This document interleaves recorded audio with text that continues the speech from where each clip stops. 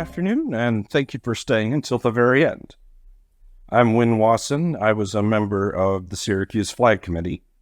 My co-author, Andrew Frasier, was the facilitator of the committee and did much of the heavy lifting for the Syracuse Flag Initiative that voting members of the committee, such as myself, were not allowed to see. He's at a family engagement this weekend, is not able to make it, but presented about the Syracuse Flag Initiative earlier this week for the City Flags Interest Group and sends his regards. As I begin, I'd like to acknowledge with respect the Onondaga Nation, firekeepers of the Haudenosaunee, on whose ancestral lands the city of Syracuse, New York now stands. And I say this land acknowledgement because this was something that weighed on us as a committee as we sought to be representative of the full community and full history of Syracuse, New York, including parts of the community and history that have been instrumental in the history and present of the city, but were not incorporated into the mainstream story of the city often tells itself about itself. But a new flag is a chance for a new start, but as with the case with Utah's flag that we heard about earlier, not one without detractors, though that sentiment did not rise to the level of organization that it has with state-level redesign efforts in the case of ours. Now on to the process itself. Like so many recent flag design efforts, the inspiration for the Syracuse Flag Initiative came from the 2015 Roman Mars TED Talk. The previous flag of the city of Syracuse was a classic seal on a bedsheet, and it was personally shamed by Roman Mars in the TED Talk, as you can see on the slide here. Here's the former flag up close, with its colors that didn't have much meaning, illegible text, and a seal that was hard to make out from a distance, and depicted Syracuse as the salt city on the Erie Canal. And while this is an important distinction of the history of Syracuse, there's more to the city than the long-gone Erie Canal and salt industry, and the level of detail is too much to see from a distance. This presentation is mostly an overview of our process, as a way to inform other cities that are considering flag redesign efforts. In the following slides, I'll talk about the various stages, project initiation, committee selection, prospectus creation, public outreach and design submission, vetting of the flags by the committee, vetting of the flags by the public, the adoption of the new flag, and our current ongoing stage, flag acceptance. First came project initiation. This took place before I was selected to join the committee. Adapt CNY, a nonprofit, civically minded service organization, led the efforts for the Syracuse Flag Initiative and met with city government officials to gauge project interest. They envisioned a project as a design competition and set up a website and social media accounts. The initial start date was slated for 2020, and then the pandemic hit and delayed the project start for 2 years. Some of Adapt CNY's other projects have included annual Earth Day cleanups, street and sidewalk murals, and a bike show program. In spring 2022, Adapt CNY put out a call for individuals to apply to become members of the selection committee. After the committee selection process concluded, there were 14 of us on the committee who were voting members. We would ultimately be the ones who would create the design guidelines and judge the submissions. And those of us on the committee came from various age groups and backgrounds, broadly defined, and from different neighborhoods of the city. Adapt CNY made sure to note to Common Council members that all wards in the city were represented, and the committee convened for the first time at the end of June 2022. This is the stage when I became involved after some coworkers who had been seeing my dining room wall with shelves of hundreds of miniature flags behind me during online meetings during the pandemic told me that the Syracuse Flag Initiative was back up and running and that I should apply. an application which I'm very thankful Adapt CNY accepted. Once the committee convened, we got to know each other, and Adapt CNY tasked us with creating a prospectus that would guide individuals interested in submitting designs.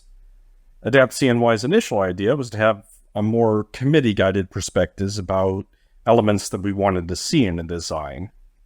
The first few meetings kept straying away from the discussions Adapt CNY wanted us to have about important places and events in Syracuse and words and phrases that people should keep in mind.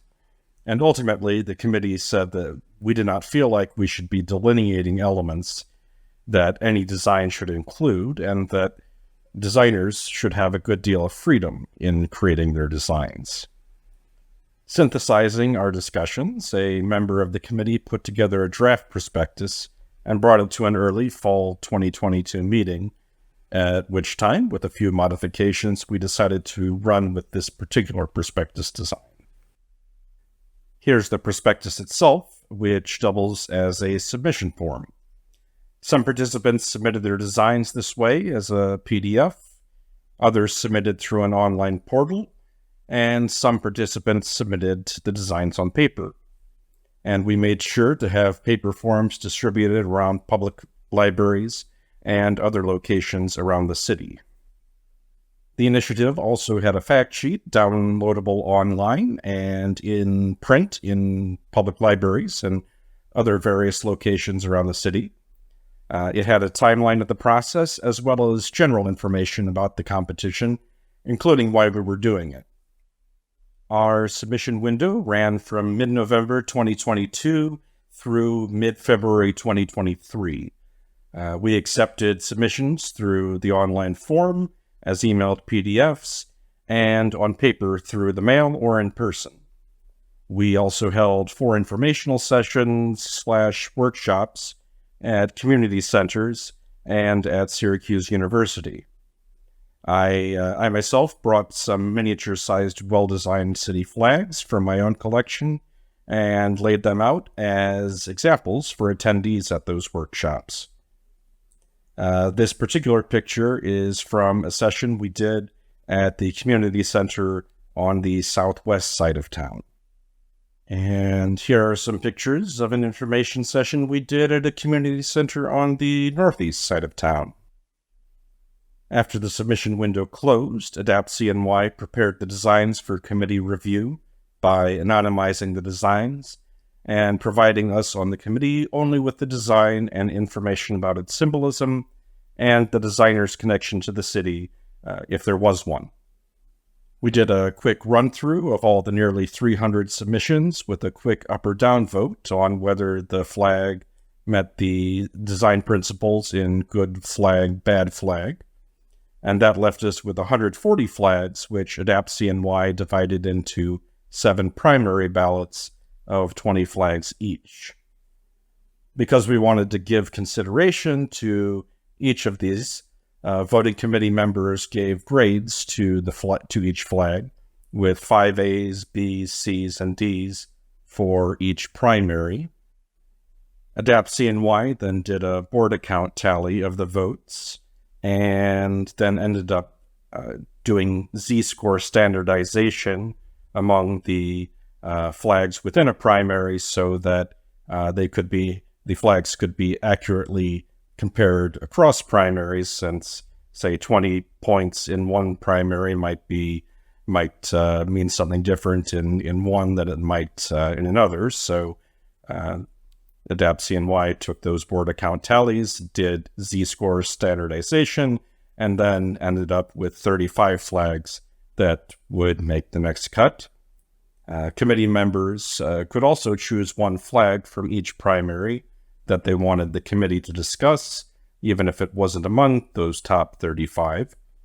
And eventually, after more discussion, further voting, and a very contentious meeting, the committee selected 4 semifinalists, which were unveiled to the public at a Syracuse Common Council meeting in May 2023, where Adapt CNY also briefed the Common Council on the process that we used.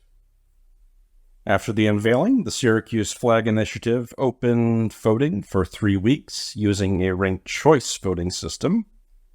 We used Google Forms to collect votes online and also provided the public with paper ballots by tabling at libraries and community centers around the city.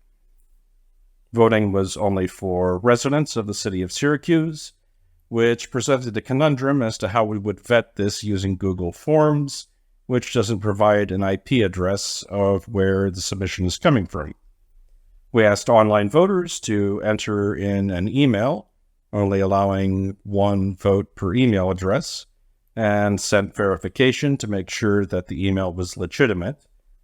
We also asked online voters to enter their zip code and check to see that it was a Syracuse zip code in order to count the vote.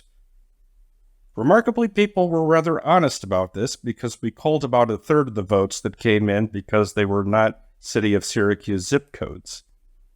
Anecdotally, I know that some people from outside the city who voted and entered in their zip code thought that their vote must have counted, even though they used a non-Syracuse zip code because they thought our system would have booted them out if their zip code was not acceptable.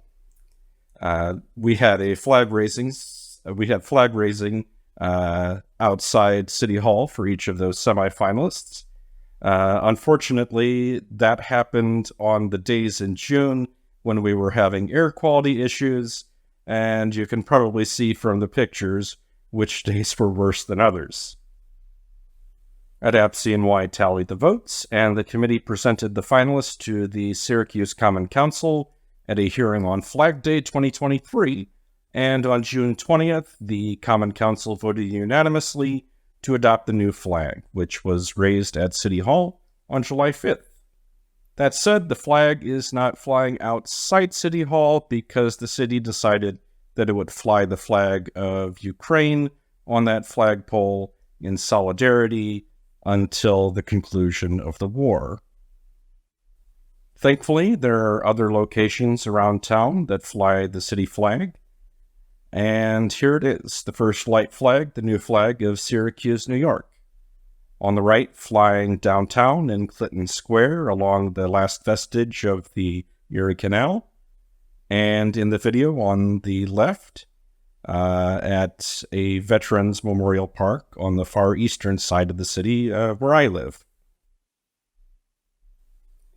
The flag was designed by Eric Hart, an 8th-generation Syracusean. The star symbolizes the 6 nations of the Haudenosaunee, of which the Onondaga Nation plays a central role. The 6 historical names by which Syracuse has been known. The sun, so it's a sunrise over the Onondaga Valley. The use of the sun to pull white salt from salt springs. The warmth of the sun warming us during cold, snowy winters. And a new day, a bright future, and good fortunes ahead. And the central placement on the flag marks Syracuse's central location in New York State. The triangles represent the city's past, present, and future. The mirrored triangles symbolize the hills of Onondaga. Onondaga means people of the rolling hills in the Onondaga language. The left triangle is the hill westward toward Hiawatha Lake. The right triangle is the hill eastward toward Thorndon Park. And the space in between the triangles is the Onondaga Valley. The white triangle represents the Roman numeral V for the 5 Syracuse Common Council districts. It also represents the V sign for peace and friendship. For the colors, orange represents the sun, regeneration, restoration, courage, passion, and creativity. The azure blue represents Onondaga Lake, the Erie Canal, perseverance, and intelligence. The navy blue represents the hills of Onondaga, trust, loyalty, and industriousness. And the white represents salt, snow, peace, and purity. And now we are in the most difficult phase to navigate and assess, flag acceptance. The design is in the public domain with specifications on the designer's website and on Wikimedia Commons. Adapt CNY plans on soliciting murals for the city that incorporate the flag, and the flag is appearing in more places around the city. I have met people who are excited to see the flag, and I have met people who are not pleased by the new design or by the initiative itself, and I have noticed that it tends to be a generational divide. It will be up to the community to judge us on our success and whether different parts of the community, both those that saw themselves in the previous flag and those who did not, can see themselves in this one. We certainly welcome wisdom from cities that have made it through the acceptance phase, but we have wisdom to share for cities that are contemplating flag redesign and utilizing a volunteer group to select the design. First, we advise cities to be realistic with their timelines by being short enough to not lose interest, but long enough so that a volunteer group can make its way through several hundred submissions and make necessary outreach. The main thing for a facilitator to do is to make sure that the committee maintains momentum and that the process continues to move forward. It's also important to make sure that you have local leaders on your side to make the case for redesign to other leaders, whether elected or informally acknowledged, and to the public. We also advise cities to identify what their constituencies are and elicit suggestions for ways to make sure that the selection committee is representative enough to help choose a representative flag. It's also important to give the committees some time to get to know each other, which can help when disagreements might arise later on in the process. Also, it is possible to give individual consideration to every design that is submitted. And this was one of the notable features of our process and something that I will admit I was skeptical would be possible. Cities should make sure to allot enough time for submission, collection, and organization. It can take time to anonymize personal information and make submissions ready for a committee to review. And finally, keep people engaged. Have an automated response, and then have a person respond in a timely manner, and make sure to update those who want to stay informed. And I will add one more, and that is to have fun with the process. On a personal note, as someone whose interest in flags goes back 3 decades, I never imagined that I would ever be involved in a project like this, one that combined my lifelong passion perfectly with a way to serve my adopted community so shortly after I joined it. And I plan on continuing to stay involved with Adapt CNY projects. In conclusion, I will say to the other flag enthusiasts out there that this is a way for you, too, to channel your passion for the greater good of your community and use your expertise and love of flags to give your community a symbol through which you can display your civic pride. Those of us involved in the Syracuse Flag Initiative are happy to take your questions here or in the future about how you might design a flag worthy of your city and its people. Thank you. Yes, so the question was about the choice of the Title First Light flag. So that is from, I forgot to mention, the designer is Eric Hart, was the designer, and he came up with the title for the flag. And the way that he does design, he says he's a graphic designer, is his occupation. He's an 8th generation Syracusean. And he basically says he starts out, when he designs, he starts out by writing. And he basically, wrote a poem, basically that starts out at first light. The sun rises over the Onondaga Valley as it has since time immemorial, and things like that is sort of the poem that he wrote. And he was partly inspired, he said, so this is something that I, kind of interesting how things cycled back. But the the Syracuse University Libraries has a podcast series that it puts out, and it put out a special. It's called Soundbeat, and there's the Soundbeat Access Audio is the podcast that it releases every now and then. And there was actually one I created. I'm a librarian. I created a research guide for it that was about the Haudenosaunee Confederacy. More often, folks might be familiar with the word Iroquois, but Haudenosaunee is what they prefer. And there was a little bit about an episode about the Syracuse University land acknowledgement statement. And in dinner with Andrew and two members of the Onondaga Nation, or of the Haudenosaunee Confederacy, Eric Hart, the designer, basically said that he had listened to the podcast and it had sort of inspired his creation of the flag to an extent. Again, that's sort of the poem that he wrote was where the title derives from. So that is the acceptance phase. And that is actually something that is a dialogue that is ongoing now, because that is again, that dinner that I mentioned was all about how to, again, make, there were other designs. So one of the members at that dinner was a member, Neil Paulus is a member of the Onondaga Nation, was on the committee. And, that was where, there was basically, again, that idea of, what is the proper representation versus tokenism.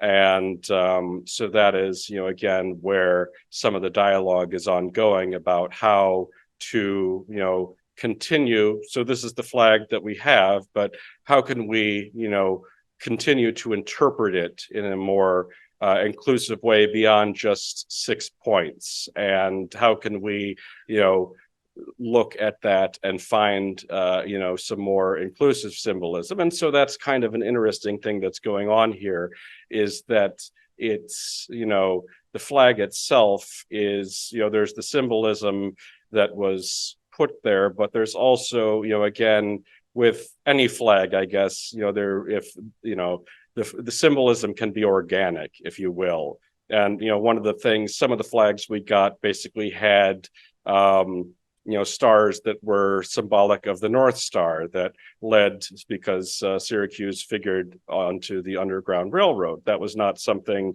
that was here with this flag, but it's something that could be, again, through all of the game of telephone and everything, could end up being sort of what is read into it as well. So you are right. That is, again, that has been pointed out.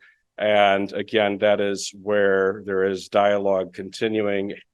And that is where the acceptance phase is. And, we shared our wisdom today about the process we've had so far, but we are very much eager to hear wisdom from folks about the acceptance phase and how to move through that. Thank you.